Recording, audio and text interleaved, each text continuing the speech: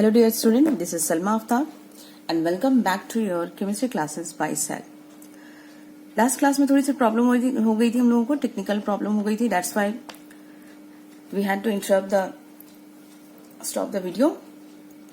Now, in the last class, previous class, we were discussing about the different energy levels of the atoms, अपने energy levels and what is the ground state, how the electrons excited from the ground state to the excited state. ये सारी चीजें हम लोग पढ़ रहे थे. Now, ये तो क्लियर, ये देख लो फिर से एक बार रिवीजन कर लेते हैं हम लोग कि different shells we have given the numbering that is n equals to 1, n equals to 2 and 3, ये हो गया n1, n2 and 3 and the different energy levels are E1, E2 and E3. Clear? और उसके बाद में जो रेडियस है ये, ठीक है, from the nucleus first shell से जो है that is your R1, R2, R3. अब इलेक्ट्रॉन्स तो हमें पता है कि electrons is revolving around the nucleus continuously, पता है, ठीक है. As the electrons get some amount of energy, उसे जैसे ही कुछ अमाउंट ऑफ एनर्जी मिली, ठीक है, as the electron get some amount of energy, तो इलेक्ट्रॉन्स अपने लोअर एनर्जी लेवल से अपने ग्राउंड स्टेट जिस भी लेवल पे है, suppose electron is present in E1, तो वो E1 is your ground state, ठीक है, E1 is your ground state. और E1 से इलेक्ट्रॉन्स जा रहा है E3 में चला गया, ठीक है. E1 से electron move to the E3. This one is your E3 and this one is your E1, ठीक है. नाउ तो E1 की कुछ अपनी एनर्जी है, E1 की भी कुछ अपनी एनर्जी है, कुछ स्पेसिफिक एनर्जी है, ठीक है, कुछ ना कुछ तो एनर्जी होगी उसकी भी स्पेसिफिक एनर्जी. ऐसा नहीं है कि कुछ भी अमाउंट ऑफ एनर्जी हम उसको कह दें, ठीक है. तो E1 सपोज और E3 की भी कोई पर्टिकुलर एनर्जी है, ठीक है. E3 की भी पर्टिकुलर अमाउंट ऑफ एनर्जी है, उसकी भी एनर्जी क्या है, स्पेसिफिक है, ठीक है, स्पेसिफिक है. ऐसे हम कुछ भी नहीं कह सकते, ठीक है. यहां पे एनर्जी क्या है, स्पेसिफिक है. अब देखो इलेक्ट्रॉन E1 में जो इलेक्ट्रॉन्स थे रोटेट कर रहे थे, सपोज उनकी एनर्जी है, हम मान के चलते हैं 10 kilo joule, let's say 10 kilo joule, simple सा कैलकुलेशन में इजी रहता है, ठीक है. 10 किलो जूल हम मान लिए, ठीक है. अब 10 किलो जूल से उसे कितनी अमाउंट ऑफ एनर्जी मिलेगी कि वो जाकर एक्साइट होकर वो जाएगा E3 में. कुछ ना कुछ तो अमाउंट ऑफ एनर्जी उसे मिलनी चाहिए. और जैसे ही इलेक्ट्रॉन एब्जॉर्ब करेगी एनर्जी को, ग्राउंड स्टेट में इलेक्ट्रॉन्स क्या करती है, ग्राउंड स्टेट में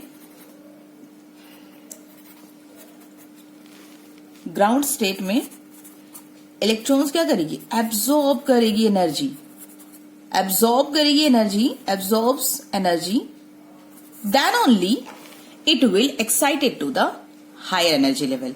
ये है ग्राउंड स्टेट, ये lower energy level and this one is your higher energy level, ठीक है. अब E3 में जाने के लिए E3 की भी पर्टिकुलर एनर्जी होनी चाहिए, तभी तो हो जाएगा. सपोज E3 की हम मान लेते 30 किलो जूल, ठीक है, 30 किलो जूल, ठीक है. तो वो एक्साइट होकर इलेक्ट्रॉन्स जो है E1 से एक्साइट होकर चला गया E3 में, ठीक है. अभी बस इतना समझो, ठीक है, E1 से गया E3 में.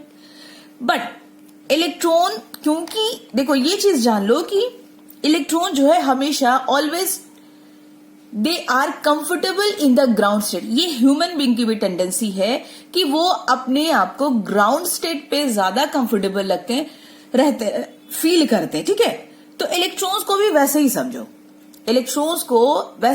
अपनी तरह उसको समझने की कोशिश करो कि वो इलेक्ट्रॉन्स जो है ग्राउंड स्टेट से हायर स्टेट में जाएंगे, तो this condition is not stable condition. ये कंडीशन जो है इलेक्ट्रॉन्स के लिए स्टेबल कंडीशन नहीं है. एंड हमें पता है कि अगर कोई भी चीज स्टेबल नहीं है, if it is not stable, तो वो फिर से कहीं ना कहीं अपनी जगह पे आएगी ही आएगी, अपनी ग्राउंड स्टेट पे, अपनी ओरिजिनल पोजीशन पे वो आएगी ही आएगी, ठीक है. तो यहां ये पोजीशन, ठीक है, तो ये कुछ स्पेसिफिक अमाउंट ऑफ एनर्जी अगर दी जाएगी तभी वो E3 में पहुंचेगा, और E3 से वो E1 में कब आएगा, ये भी कंडीशन समझते हैं. मतलब यहां पे हम समझ रहे हैं कि हर शेल की अपनी एनर्जी क्या है, पर्टिकुलर है, स्पेसिफिक है। यही चीज बोहर्स ने बताया था, नील बोर ने बताया था, ठीक है। नील बोर ने बताया था कि हर शेल की, हर ऑर्बिट की जो एनर्जी क्या है वो पर्टिकुलर है, स्पेसिफिक है, स्पेसिफिक है। तो ग्राउंड स्टेट में एनर्जी क्या कर रही है, ग्राउंड स्टेट में इलेक्ट्रॉन क्या कर रहा है, एब्जॉर्ब कर रहा है एनर्जी को। But in the excited state, excited state में वो क्या करेंगे, वही इलेक्ट्रॉन क्या करेगी, रिलीज करेगी एनर्जी, एनर्जी को रिलीज करेगी, ठीक है, रिलीज करेगी। तो यहां से इलेक्ट्रॉन्स क्या कर रहे हैं, एब्जॉर्ब कर रहे हैं एनर्जी, और यहां से इलेक्ट्रॉन्स अपनी क्या कर रही है, रिलीज कर रही है amount of energy, some amount of energy it is releasing. Now different energy levels को हम लोग थोड़ा सा डिफरेंट ऐसे समझने की कोशिश करते हैं बैंड्स के फॉर्म में, जो कि अभी हम लोग आगे पढ़ेंगे स्पेक्ट्रा के बारे में, स्पेक्ट्रम के बारे में, ठीक है। Suppose this one is your E1 state, ठीक है, ये E1 हो गया फर्स्ट एनर्जी लेवल। जो हम लोग यहाँ पे न्यूक्लियस के बाहर हम लोग ऐसे शेल बना रहे थे राउंड राउंड के फॉर्म में, वो हम यहां ऐसे बना रहे, ठीक है। सपोज यहां पे न्यूक्लियस है ऐसे, ठीक है, न्यूक्लियस, न्यूक्लियस के बाद E1 first energy level, and then E2, E1, E2, E3, ठीक है। ऐसे we have different energy levels, ठीक है, तभी ये बैंड्स दिखती है, शो करती है। तो अभी हम बहुत ऊपर नहीं जाएंगे, यहीं तक काम करते हैं, ठीक है। अब यहां पे आ जाओ, और ये हम लोग का N1 फर्स्ट शेल है, सेकंड शेल है, N3, N4, ठीक है, N5, ये भी समझते रहो, ठीक है। This one is your nucleus, nucleus से ये इनकी R1, फिर R2, R3 रेडियस भी शो करेगी, ठीक है ना। मेरा समझाने का मतलब क्या है, अब इलेक्ट्रॉन सपोज E1 की भी अपनी कुछ एनर्जी होगी ना, पर्टिकुलर कुछ एनर्जी होगी, 10 किलो जूल सपोज मान लिया, 20 kilo joule, 30 kilo joule, these are the energy, 40 kilo joule, जैसे जैसे हम लोग आगे जा रहे हैं 10 किलो जूल सपोज मान कर चल रहे हैं, ठीक है, कि ये हम लोग की एनर्जी लेवल बढ़ रही है, ठीक है। तो एनर्जी सपोज E1 की अपनी एनर्जी 10 किलो जूल एनर्जी है, और उसे एनर्जी मिली, कुछ अमाउंट ऑफ एनर्जी मिली, तो वो एक्साइट होकर वो E3 में चला गया, ठीक है, E3 में चला गया। तो delta E, what will be the delta E, change in energy क्या होगी, सिंपल क्या हो जाएगा, final minus initial, E3 minus E1, E3 minus E1। तो E3 कितनी है, 30 माइनस 10 यानी कि 20 किलो जूल।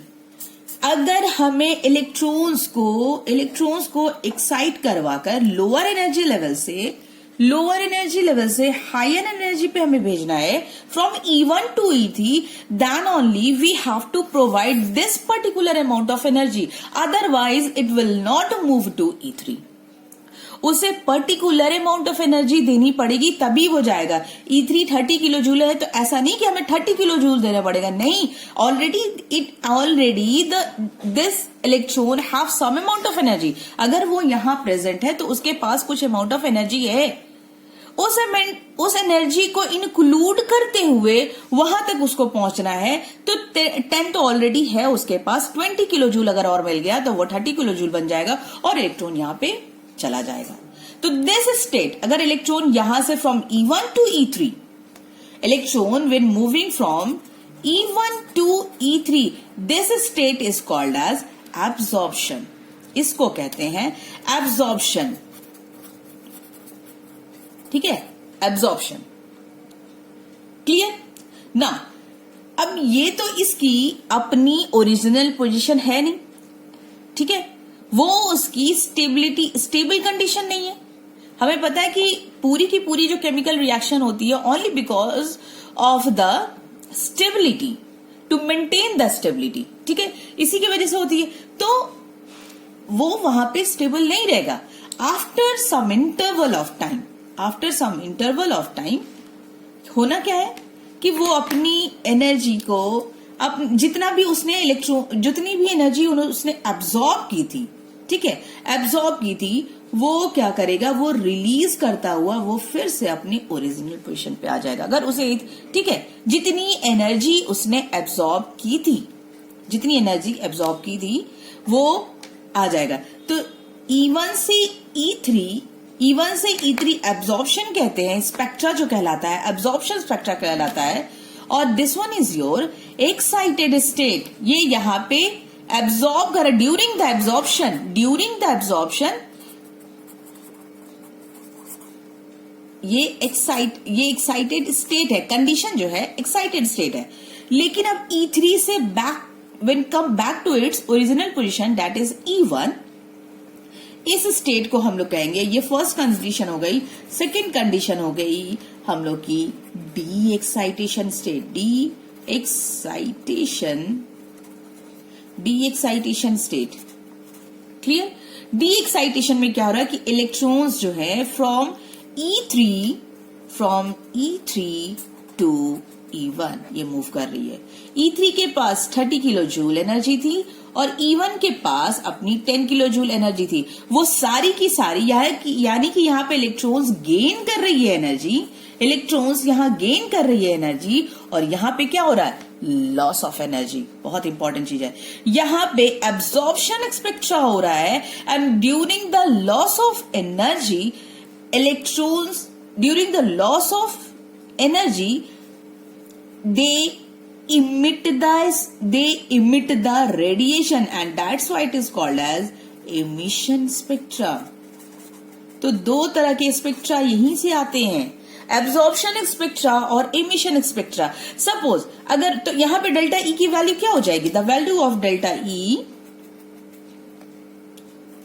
कितना हो जाएगा, फाइनल माइनस इनिशियल। E3 से ये हो जाएगा ना हम लोग का, E3 से वो E1 में आ रहा है, ठीक है। E3 माइनस E1 क्या हो गया, 30 माइनस अपना 10 किलो जूल, 20 किलो जूल। फिर से वही है कि 20 किलो जूल नेगेटिव में आएगा ना, क्यों, क्योंकि फाइनल ये मेरा है, ये इनिशियल है। हमने इसको पहले लिखा है, ठीक है, माइनस साइन आगे कर ले, ठीक है, नेगेटिव, क्योंकि ये इमिशन स्पेक्ट्रा शो कर रहा है, इमिशन स्पेक्ट्रा, कि वो अपनी एनर्जी, वो सारी की सारी एनर्जी लॉस नहीं करा रहा है, जीरो पे नहीं पहुंच जाएगा, वो बिल्कुल न्यूक्लियस तक नहीं चला आएगा, ठीक है। वो अपनी पर्टिकुलर जितना था वो तो अपना तो रखेगा ना, मेंटेन करेगा ना, अपनी एनर्जी को वो मेंटेन करके रखेगा, ठीक है। तो वो जितना उसने एब्सॉर्ब किया था, जितना उसने बाहर से एब्सॉर्ब किया था, बस उतनी ही एनर्जी को वो रिलीज कर दे रहा है। And this shows the emission spectra. और यहीं से हम लोग की दो तरह की स्पेक्ट्रा आती है। अगर सपोज मान लो, अगर ये इलेक्ट्रॉन, जरूरी तो नहीं कि E3 से E1 में ही है, ठीक है, सारी की सारी एनर्जी जितना उसने गेन किया था उतना ही वो लॉस कर दिया। ऐसा तो नहीं है कि 20 किलो जूल उसने गेन किया था तो वो 20 किलो जूल पूरा लॉस करा जाए। हो सकता है, ये भी हो सकता है कि 20 किलो जूल पूरा का पूरा वो लॉस करा जाए, but sometime it is possible कि वो यहीं पे वो रुक जाए, यहां पे भी रुक जाए। अगर उसे सिर्फ और सिर्फ वो 10 किलो जूल अगर वो लॉस करा रहा है अपना, और अपने पास अब भी वो 20 किलो जूल रखा हुआ है, ठीक है, अपने होल्ड में रखा हुआ है, तो ये E3 से E2 में ही इलेक्ट्रॉन्स जाएंगे, E3 से E2 में ही इलेक्ट्रॉन्स बीच में रह जाएंगे, ठीक है। तो और इसी तरीके से हमें फिर different types of spectra show करती, different types of, we can see the bands, ठीक है, we can see the bands. अब हम लोग बात तो कर रहे थे अपने रेडिएशन, तो यहां पे जब ड्यूरिंग द इमिशन यहीं पे होती है, यहां पे इलेक्ट्रोमैग्नेटिक रेडिएशन, ये radiation in the form of, ये रेडिएशन जो इमिट करती है, वो जो एनर्जी जो लॉस करा रही, किस फॉर्म में लॉस करा रही है, in the form of electromagnetic radiation के फॉर्म में वो लॉस करा रही है, ऐसे नहीं लॉस करा दे रही है, ठीक है, क्योंकि वो जो एनर्जी जो रिलीज हो रही है वो कहाँ जा रही है, एनवायरमेंट में जा रही है, और एनवायरमेंट में जा रही है इट मीन्स वो रेडिएशन के फॉर्म में जा रही है। और वो लाइट जिस भी, सपोज यहां से उसने यहां से एक इलेक्ट्रॉन जो है वो डायरेक्टली इतने ज्यादा अमाउंट में हीट कर गए या उसे इतनी ज्यादा एनर्जी मिल गई कि वो E4 में पहुंच गए, E5 में पहुंच गए, ठीक है, E5 में पहुंच गए, ठीक है, लेट्स से E5 में गए, ठीक है। अब E5 इसलिए लिया कि बहुत सारी इसके पास पॉसिबिलिटीज हो जाएंगी ना। अब E5 से कंडीशन ये भी है कि E5 से वो सिर्फ E4 में आ सके इलेक्ट्रॉन्स, यहां पे भी रुक सकते हैं। E5 से E3 में भी आ सकते हैं, E2 में भी आ सकते हैं, E1 में भी आ सकते हैं। तो क्या हो गया, यहां पे वी हैव डिफरेंट पॉसिबिलिटीज, और ये इसी पॉसिबिलिटीज की वजह से हमें इलेक्ट्रॉन जब डी एक्साइटेड होकर अपने ओरिजिनल कंडीशन पे आने की कोशिश करते हैं, उसी टाइम में हमें different types of spectra show करते हैं, डिफरेंट टाइप्स ऑफ स्पेक्ट्रा, ठीक है। तो जो जितनी भी स्पेक्ट्रा है, तो spectra we have two different types of spectra, absorption and emission spectra. और emission spectra, this one is your emission spectra when the electron is losing its energy and come back to its and trying to come back to its original position, ठीक है। ये हो गया हम लोगों का absorption spectra, emission spectra, ये excitation condition है, this one is your de excitation condition. यहां पे एनर्जी को एब्जॉर्ब की जा रही है, यहां पे एनर्जी को रिलीज की जा रही है ना ये। और वो जब रिलीज कर रही है एनर्जी, तो रिलीज किस फॉर्म में एनर्जी कर रही है, इलेक्ट्रोमैग्नेटिक रेडिएशन के फॉर्म में एनर्जी रिलीज कर रही है। मतलब कि जैसे हम लोग बल्ब ऑन करते हैं, ठीक है, जैसे बल्ब को ऑन किया तो हमें उसमें क्या इलेक्ट्रिक करंट प्रोवाइड करें, इलेक्ट्रिक करंट के थ्रू से कुछ एनर्जी मिलेगी। एनर्जी जैसे मिली तो इलेक्ट्रॉन्स कहां चले गए, एक्साइटेड होकर ऊपर चले गए, और उसके बाद में जब वो वापस आने लगते हैं तो वो रेडिएशन इमिट करते हैं, और रेडिएशन जब इमिट करेंगे वो जिस भी एनर्जी लेवल में आएगा, देखो ये समझाने का मतलब है कि जिस भी एनर्जी लेवल पे वो आएगा वो हम लोगों का स्पेक्ट्रम पता है ना, रेडियो वेव से लेकर हम लोगों का गामा रेज तक रेडिएशन है ना, पता है ना। तो ये देखो, एक बैंड अगर सपोज हम लोग ऐसे बनाते हैं कि ये है हम लोगों का रेडियो, यहां से हम लोगों का है रेडियो वेव और यहां से है गामा रे, ठीक है, और यहां पे है विजिबल रेज। तो जो उसकी जो एनर्जी है, किलो जूल्स में जो एनर्जी है जिस भी कैटेगरी में आएगी, रेडियो वेव की सपोज एनर्जी हम मान लेते हैं 100 किलो जूल, और इसकी मान लेते हैं लीस्ट है तो इसकी हम लोग मान लेते हैं 10 किलो जूल, ठीक है, 10 किलो जूल, और इसके बीच में है तो 50-60 मान लेते हैं, चलो ठीक है, 50-60 मतलब एक पर्टिकुलर, यहां पे अब ये कहो कि मैम आप पर्टिकुलर तो लेके नहीं चल रही है, नहीं, ये पर्टिकुलर विजिबल की अभी अपनी एक रेंज होती है, ठीक है, विजिबल की रेंज। तो जब अगर रेडिएशन इलेक्ट्रॉन डी एक्साइटेड होकर अगर यहां इस लेवल पे अगर इलेक्ट्रॉन्स फॉल करती है, ठीक है, इलेक्ट्रॉन्स यहां पर आकर डिफरेंट एनर्जी लेवल से अगर यहां या मे बी यहां, ठीक है, ये इस तरीके से अगर एनर्जी फॉल करती है, अगर इस लेवल पे 50-60 किलो जूल पे अपना विजिबल स्पेक्ट्रा है, विजिबल रेडिएशन है, तो हम लोगों को वहां से क्या होगी, we can easily see the substance. यहां पे अगर विजिबल रेंज पे अगर इलेक्ट्रॉन्स आके गिर रही है, देन हम लोग वहां पे क्या करते हैं, विजिबल रेंज पे अगर है तो ऑब्वियसली हम लोग को क्या होता है, इसी वजह से बल्ब से हम लोग क्या करते हैं, देख सकते हैं आसानी से, जैसे ही रोशनी हुई, as the bulb glows we can see the things around us, है ना। तो ये है हम लोग का ओवरऑल। तो ये भी किसने बताया, नील बोर ने बताया कि सबकी अपनी अपनी पर्टिकुलर एनर्जी है, ऐसे ही नहीं रैंडमली यहां से वहां मूव कर रहे हैं, ठीक है, रैंडमली ऐसे मूव नहीं कर रहे हैं ना, रैंडमली इलेक्ट्रॉन्स के पास कुछ है, वो पर्टिकुलर स्पेक्ट्रा शो कर रहा है, पर्टिकुलर एनर्जी शो कर रहा है, पर्टिकुलर अपना काम कर रहे हैं, ठीक है। तो हम लोग को समझ में आ गया कि एब्जॉर्प्शन, इमिशन, ठीक है। Now come to the last point, जो कि बहुत इंपॉर्टेंट पॉइंट था, जो कि थोड़ी सी वहीं से प्रॉब्लम आई थी उनकी। लास्ट पॉइंट है वहीं से नील बोर की शॉर्टकमिंग शुरू हो गई थी। शॉर्टकमिंग में उनकी क्या थी, बहुत उन्होंने ये बताया था, उन्होंने प्रूफ क्या नहीं कर पाए थे, पहले तो वही लिख लो। ही अनेबल टू प्रूव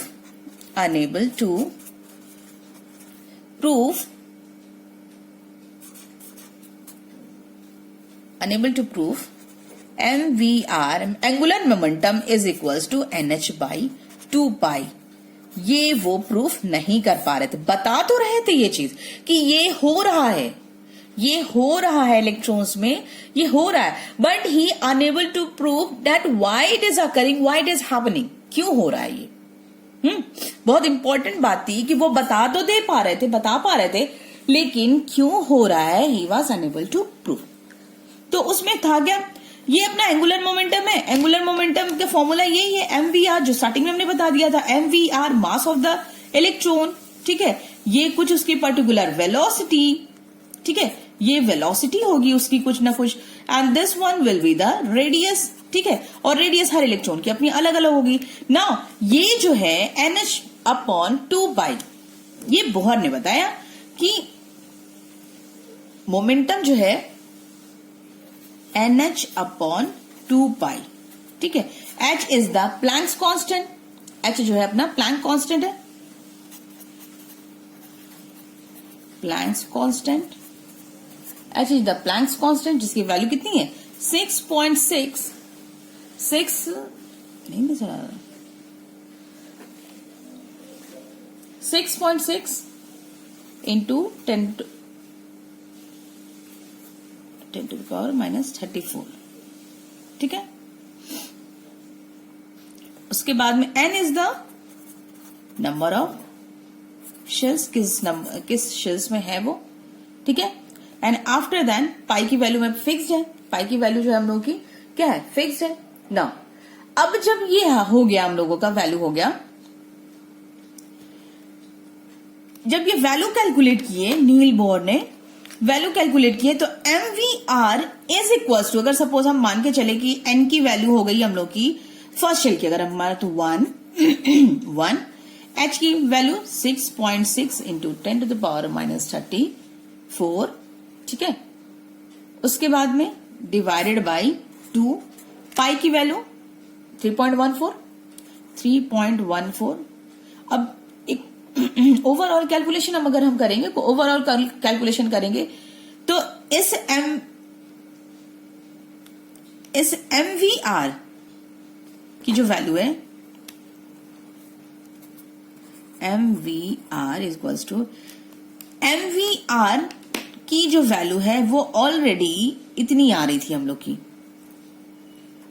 जो यहां पे हम लोग की 1 सपोज 1 एक ओवरऑल कैलकुलेशन है, इसको भी अगर हम कैलकुलेट करके देखेंगे तो 3.3 और ओवरऑल कट कर दिए, ठीक है। एक एग्जांपल, एज एन एग्जांपल हम लोग रहे, तो वहां पे भी वही वैल्यू आ रही 1 इंटू 10 टू द पावर -34, तो ये वैल्यू आ गई। तो MVR equals to NH by 2 pi, ये वैल्यू तो आ रही है हर शेल के लिए। अगर ये फर्स्ट शेल के लिए n की वैल्यू 1 होगी, तो सेकंड वाले शेल की में n की वैल्यू 2 होगी, तो यहां पे भी तो वेलोसिटी चेंज होगी, नंबर ऑफ शेल। अगर वेलोसिटी सेकंड शेल में जो इलेक्ट्रॉन्स की मूवमेंट की वो मूवमेंट होगी, स्पीड होगी, वेलोसिटी होगी, वो चेंज होगी, रेडियस भी ऑब्वियसली चेंज होगी। तो क्या हो रहा है, MVR equals to NH by 2 pi, ये पूरा का पूरा क्या हो रहा है, वैल्यू जो है वो सेम आ रही है, लेकिन he was unable to prove कि ऐसा हो क्यों रहा है, ठीक है। He was unable to prove कि हो क्यों रहा है, और इसी फॉर्मूले को NH अपॉन 2 पाई, ठीक है, ये क्लियर हो गया यहां तक। और NH बाई 2 पाई को नाम दिया गया बोर क्वांटाइजेशन, ठीक है, इसी को नाम दिया गया बोर क्वांटाइजेशन, कि MVR equals to NH upon 2 pi, लेकिन वो क्योंकि सब अलग अलग शेल की सबकी सेम वैल्यू आ रही थी, सिर्फ फर्स्ट शेल की नहीं। अगर हम यहां पे सेकंड शेल की देखें तो मास तो सेम रहेगी, लेकिन वेलोसिटी चेंज हो जाएगी, ठीक है, शेल के लिए रेडियस भी चेंज हो जाएगी, और यहाँ पे प्लैंक्स कांस्टेंट पे नंबर ऑफ शेल चेंज हो जाएगा, 1 2 3 4 ये चेंज होता जाएगा। तो जैसे जैसे ये वैल्यू चेंज होगी, वैसे वैसे ये भी वैल्यू चेंज होगी, मतलब हर शेल के लिए सेम ही वैल्यू आ रही है, ठीक है। हर हर शेल के लिए सेम ही वैल्यू आ रही है और ये आ तो रही है लेकिन he was unable to prove, और इसी वजह से NH/2 को कह दिया गया बोहर क्वांटाइजेशन। ठीक है, इन द नेक्स्ट क्लास हम लोगों का ये थोड़ा क्लास डिटेल वो लेंदी हो गया है, but in the next class we will discuss the merits of Bohr's model की इन्होंने जो ये सारी चीजें दी उससे हम क्या क्या कैलकुलेशंस आगे कर पाए अपने केमिस्ट्री में। ठीक है, केमिस्ट्री में और बहुत सारी कैलकुलेशंस कर पाए, स्टेबिलिटी हमें पता चली, रेडियस पता चला, वेलोसिटी पता चली है, ये सारी एनर्जी ऑफ द इलेक्ट्रॉन्स, ये जो अभी जो हम लोग कैलकुलेशन अब इसकी डिटेल जब कैलकुलेशन करेंगे ना तो अपने सारी चीजें क्लियर होती जाएगी कि कैसे क्या उन्होंने इतनी बड़ी एक्सपेरिमेंट को उन्होंने प्रूफ किया। ठीक है, नाउ चैप्टर को हम यही फिनिश टॉपिक को यही फिनिश कर रहे हैं, और till then take care, stay safe, stay home and good bye.